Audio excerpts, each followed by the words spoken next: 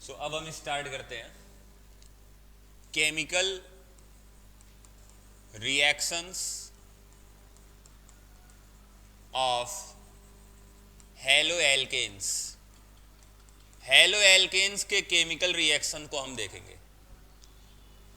अब जो सबसे पहला हमें केमिकल रिएक्शन यहां पर देखना है, इसका नाम है एलिमिनेशन रिएक्शन।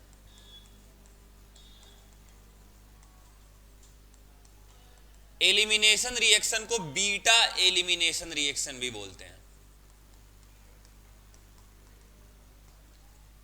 तो अब हम इसे डिटेल में समझते हैं कि ये एलिमिनेशन या बीटा एलिमिनेशन रिएक्शन का क्या मतलब हुआ। तो अगर हमारे पास कोई हेलो एल्केन है, जैसे CH3 CH2 Cl, ये हेलो एल्केन है। क्यों हेलो एल्केन है? क्योंकि हेलोजन जुड़ा है एल्केन से, यानी क्या, ये हेलो एल्केन। तो एलिमिनेशन रिएक्शन में क्या होता है,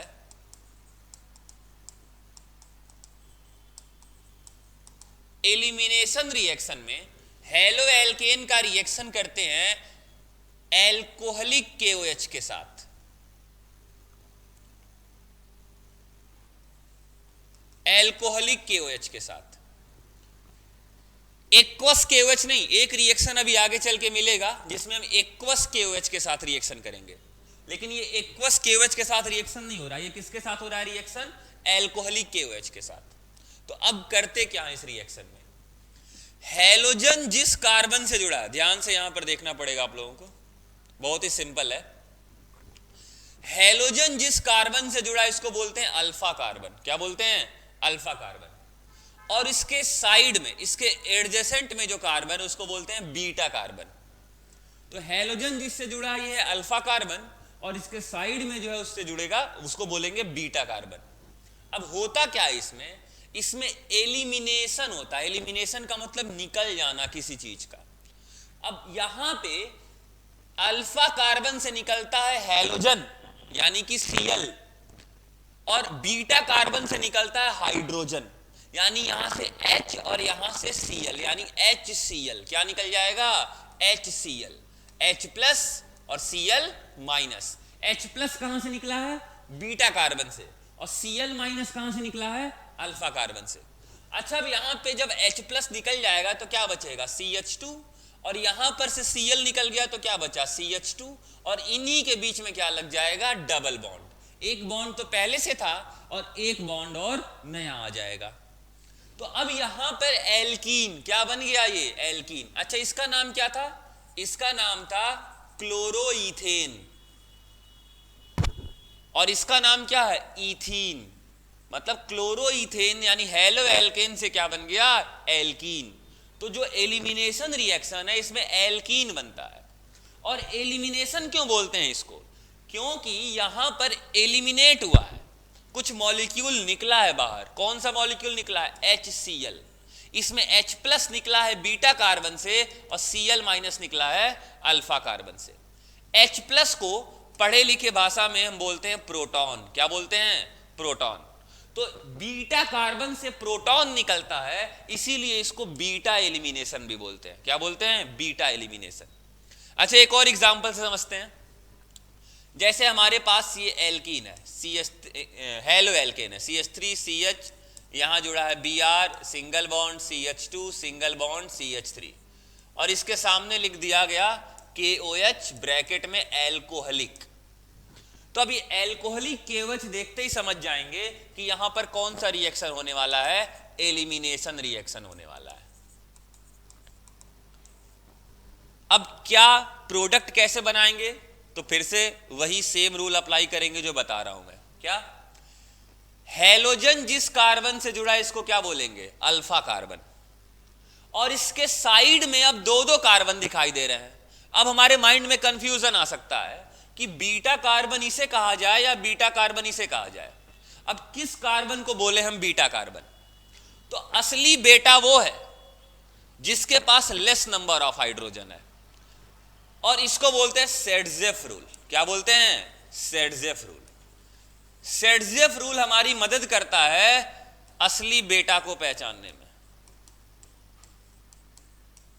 या फिर बीटा कार्बन को पहचानने में। कौन है रियल में beta carbon? Which has less number of hydrogen atoms. जैसे अब यहां पर कोई कह सकता है कि इसे बीटा कार्बन मानो, कोई कह सकता है इसे बीटा कार्बन मानो, लेकिन इसके पास 3 हाइड्रोजन है, इसके पास 2 हाइड्रोजन, तो असली में बीटा कार्बन कौन है? ये जिसके पास कम हाइड्रोजन है, मतलब 2 हाइड्रोजन। तो अब इसे हम हटा देंगे, ये बीटा कार्बन नहीं है, अब ये हो गया बीटा कार्बन। अब रूल वही, अल्फा से निकलेगा हैलोजन और बीटा से निकलेगा हाइड्रोजन, यानी H और Br। क्या निकल जाएगा यहां से? HBr। और बचा क्या? ये तो ऐसे ही छाप देंगे, इधर क्या है? CH3, और यहां से निकल गया ये Br, तो क्या बचा? CH, और यहां पर H निकल गया, तो केवल क्या बचा? CH, और इनके बीच में क्या लग जाएगा? डबल बॉन्ड, और ये इधर है ही क्या? CH3। तो ये है बीटा एलिमिनेशन रिएक्शन। अब बढ़ते हैं नेक्स्ट रिएक्शन पे, इसका नाम है वुड्स रिएक्शन। और ये नेम रिएक्शन है, इसीलिए एग्जाम में डायरेक्ट भी आ सकता है और इंपॉर्टेंट है वुड्स रिएक्शन। अब वुड्स रिएक्शन क्या होता है? अगर हमारे पास कोई हेलो एल्केन है, हेलो एल्केन मतलब RX, तो इसका रिएक्शन अगर सोडियम मेटल के साथ किया जाए, किसके साथ किया जाए? सोडियम मेटल के साथ, तो होता क्या है? इस RX के मतलब हेलो एल्केन के 2 मॉलिक्यूल पार्टिसिपेट करते हैं। कितने मॉलिक्यूल पार्टिसिपेट करते हैं रिएक्शन में? 2 मॉलिक्यूल। तो समझने के लिए एक मॉलिक्यूल मैं यहां लिख रहा हूं RX, और एक मॉलिक्यूल मैं यहां लिख रहा हूं RX, और इसको मैं फ्लिप करके लिख दूं तो उससे कोई फर्क पड़ेगा क्या? यहां लिख दूं R, यहां लिख दूं X, कुछ नहीं। तो वुड्स रिएक्शन में हेलो एल्केन के 2 मॉलिक्यूल हम लेते हैं, और सोडियम के भी कितने एटम्स लेते हैं? 2 एटम्स, और एक कैटलिस्ट होता है। कैटलिस्ट क्या होता है यहां पे? Dry ether. क्या होता है कैटलिस्ट? Dry ether. फिर से रिपीट कर रहा हूं मैं, हेलो एल्केन के कितने मॉलिक्यूल पार्टिसिपेट करेंगे? 2 मॉलिक्यूल, सोडियम के भी 2 मॉलिक्यूल, और कैटलिस्ट कौन होगा? Dry ether. अब होता क्या है यहां पे, एक सोडियम इस वाले X के साथ और एक सोडियम इस वाले X के साथ, मतलब यहां पर क्या बन जाता है? 2NaX। क्या बन जाता है? 2NaX। और ये R और R जो बच गया वो आपस में आके जुड़ जाएगा, यानी RR। क्या बन जाएगा? एल्केन। मूवी नहीं, RRR, 2 बार बस है। तो यहां पर R और ये R आपस में आके जुड़ गए, और क्या बन गया? एल्केन। यानी वुड्स रिएक्शन हेलो एल्केन से क्या बना देता है? हेलो एल्केन से बना देता है एल्केन। क्या बना देता है? एल्केन। लेकिन यहां पर एक इंटरेस्टिंग चीज है, यहां एक R था मॉलिक्यूल के पास और यहां पर 2 R है, मतलब कार्बन की संख्या को क्या कर देता है? ये डबल। जैसे अब इस एग्जांपल से समझते हैं, अगर मेरे पास है CH3Cl, और यहां एग्जाम में लिख दिया जाए कि इसका वुड्स रिएक्शन करके दिखाओ, क्या बनेगा? तो इसके कितने मॉलिक्यूल लेने पड़ेंगे? 2 मॉलिक्यूल, CH3Cl, यहां भी लिख दे रहा हूं मैं CH3Cl, और सोडियम के कितने एटम्स लेने पड़ेंगे? 2 एटम्स, और कैटलिस्ट क्या होगा? Dry ether. बिल्कुल इसी पैटर्न पे RX, सोडियम के 2 एटम, और कैटलिस्ट क्या हो गया? Dry ether. अब क्या होगा? NaCl, क्या निकल जाएगा यहां से? 2NaCl, और मेन प्रोडक्ट क्या बनेगा? यहां से CH3, यहां से CH3 आपस में आके जुड़ जाएगा, CH3 सिंगल बॉन्ड CH3। क्या है ये? ईथेन। ईथेन मतलब एल्केन। और आप देख सकते हैं यहां पे कि इसमें केवल 1 कार्बन एटम है, लेकिन इसमें कितने कार्बन एटम्स हैं? 2। यानी वुड्स रिएक्शन एक ऐसा एल्केन बनाता है जो कार्बन की संख्या को क्या कर देता है? डबल। अब जो नेक्स्ट रिएक्शन है ये है reaction with magnesium and formation of Grignard reagent. ये बहुत ही इंपॉर्टेंट टर्म है, ग्रिग्नार्ड रिएजेंट। लगभग हर चैप्टर में मुंह उठा के चलाएगा ये। अब क्या होता है ये ग्रिग्नार्ड रिएजेंट? अगर आर एक्स मतलब हेलो एल्केन का रिएक्शन हम कर दें एमजी, एमजी मतलब मैग्नीशियम के साथ, और in presence of dry ether, dry ether क्या है? कैटलिस्ट।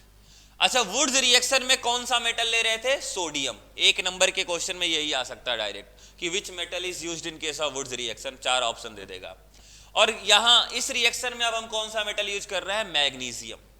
तो यहां पर बनता है RMgX, और इस RMg मतलब R और X के बीच में कौन आ गया? Mg। और इसको हम क्या बोलते हैं? इसी चीज को हम बोलते हैं क्या? ये कहा जाता है, सॉरी, ये कहा जाता है ग्रिग्नार्ड रिएजेंट। क्या कहा जाता है? ग्रिग्नार्ड रिएजेंट, RMgX को। अच्छा, इसकी खासियत होती है, क्यों बनाए? अब इसका कोई काम होगा तभी तो ये बनाया गया है, ऐसे देखने के लिए थोड़ी ना बनाया गया है। तो जब RMgX का रिएक्शन वाटर के साथ करते हैं हम, मतलब H2O के साथ करते हैं, तो होता क्या है? अब यहां समझाने के लिए मैं ऐसे बता रहा हूं, एग्जाम में नहीं करना है ये। H2O को हम क्या लिख सकते हैं? H+OH-। क्या लिख सकते हैं? H+OH-। और यहां पे Mg+ है और R- है, तो अब ये प्लस आ जाएगा माइनस के साथ और ये माइनस आ जाएगा प्लस के साथ। तो क्या बना प्रोडक्ट? R से क्या जुड़ गया? H, और Mg के साथ क्या जुड़ गया? OHX। अब ये RH कुछ और नहीं बल्कि RH क्या है? एल्केन है एक। अब बहुत इंटरेस्टिंग चीज, वुड्स में भी एल्केन बना था, और ग्रिग्नार्ड रिएजेंट को पानी में फेंकने से भी क्या बना है? एल्केन। लेकिन दोनों में एक बेसिक सा डिफरेंस है। वुड्स वाले केस में जो एल्केन बना था उसमें कार्बन की संख्या डबल थी। अगर यहां R है तो यहां RR था, मतलब कार्बन की संख्या क्या हो गई थी? डबल। लेकिन ग्रिग्नार्ड रिएजेंट को पानी में फेंकने से जो एल्केन बना है उसमें कार्बन की संख्या उतनी ही है। यहां भी R है तो यहां भी क्या है? R। अब इसको एग्जाम में कैसे हम इस्तेमाल करेंगे कॉन्सेप्ट को?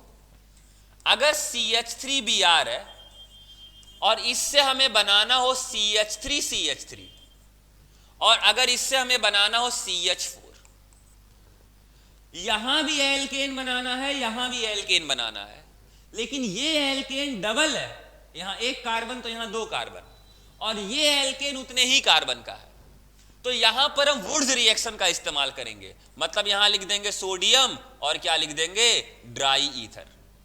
पूरा वो लिखने की जरूरत नहीं है अब। और यहां पे हमें पता है ग्रिग्नार्ड रिएजेंट वाले रास्ते से जाना पड़ेगा, तो पहले किसके साथ रिएक्शन करेंगे? मैग्नीशियम के साथ ड्राई ईथर, ताकि बन जाए ग्रिग्नार्ड रिएजेंट, और फिर कहां फेंक देंगे इसे? पानी में, ताकि क्या बन जाए? एल्केन। तो इस तरह हम वुड्स रिएक्शन का और ये ग्रिग्नार्ड वाले रिएजेंट का इस्तेमाल कर सकते हैं। तो 2 रिएक्शन हो गए हमारे, एक एलिमिनेशन वुड्स, और ये 3 रिएक्शन, एलिमिनेशन, वुड्स और ग्रिग्नार्ड। अब हम चलते हैं अपने नेक्स्ट रिएक्शन पे, जो कि बहुत ही इंपॉर्टेंट है, और इसको हम कवर करेंगे अभी अपने अगले लेक्चर में, जिसका नाम है न्यूक्लियोफिलिक सब्स्टिट्यूशन रिएक्शन। ठीक है, very important. So see you in next lecture.